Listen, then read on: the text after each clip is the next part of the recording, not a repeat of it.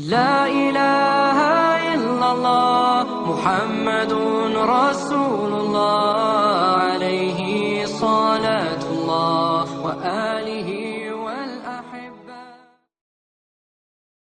اعوذ باللہ من الشیطان الرجیم، بسم اللہ الرحمن الرحیم۔ ناظرین، آپ دیکھ رہے ہیں آئی ڈی ٹی وی اور میرا آج کا موضوع ہے 70,000 مردے زندہ ہو گئے۔ یہ حضرت حزقیل علیہ السلام کی قوم کا ایک بڑا ہی عبرت خیز اور انتہائی نصیحت آموز واقعہ ہے، جس کو خداوند قدوس نے قرآن مجید کی سورہ بقرہ میں بیان فرمایا ہے۔ سب سے پہلے یہاں پر میں بتاؤں گا کہ حضرت حزقیل علیہ السلام کون تھے۔ یہ حضرت موسیٰ علیہ السلام کے تیسرے خلیفہ ہیں جو منصب نبوت پر سرفراز کیے گئے۔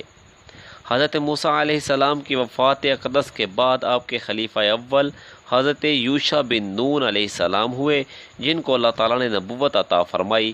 ان کے بعد حضرت کالب بن یوحنا علیہ السلام حضرت موسیٰ علیہ السلام کی خلافت سے سرفراز ہو کر مرتبہ نبوت پر فائز ہوئے۔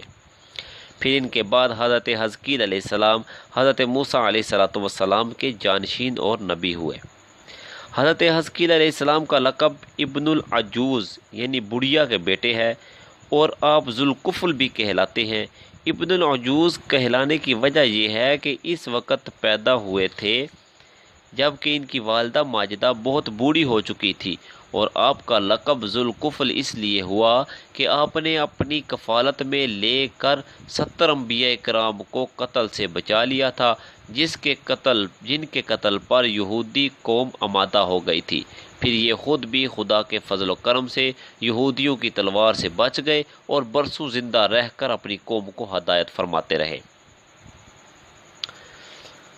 اور مردوں کے زندہ ہونے کا واقعہ یہ ہے کہ اس واقعہ کا یہ کہ بنی اسرائیل کی ایک جماعت جو حضرت حزقیل علیہ السلام کے شہر میں رہتی تھی، شہر میں طاعون کی وبا پھیل جانے سے ان لوگوں پر موت کا خوف سوار ہو گیا، اور یہ لوگ موت کے ڈر سے سب کے سب شہر چھوڑ کر ایک جنگل میں بھاگ گئے اور وہیں رہنے لگے۔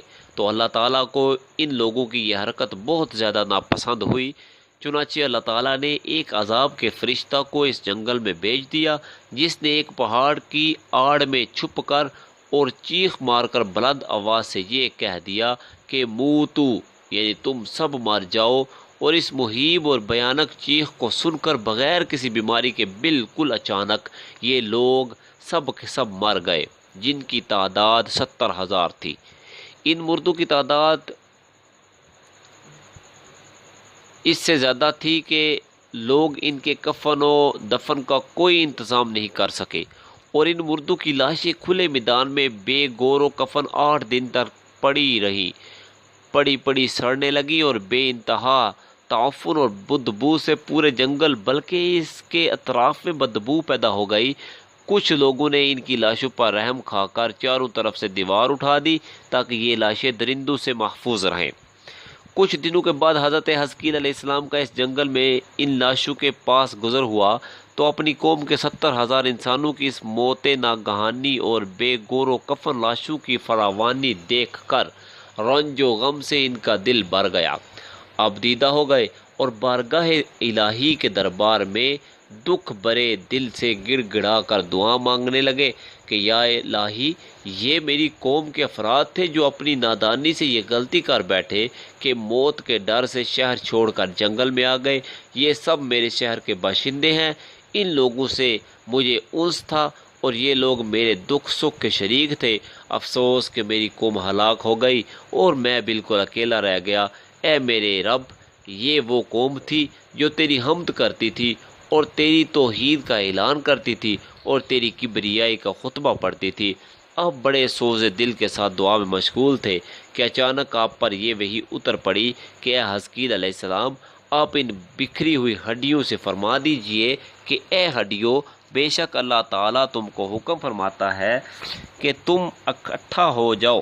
یہ سن کر بکھری ہوئی ہڈیوں میں حرکت پیدا ہوئی اور ہر آدمی کی ہڈیاں جمع ہو کر ہڈیوں کے ڈانچے بن گئے۔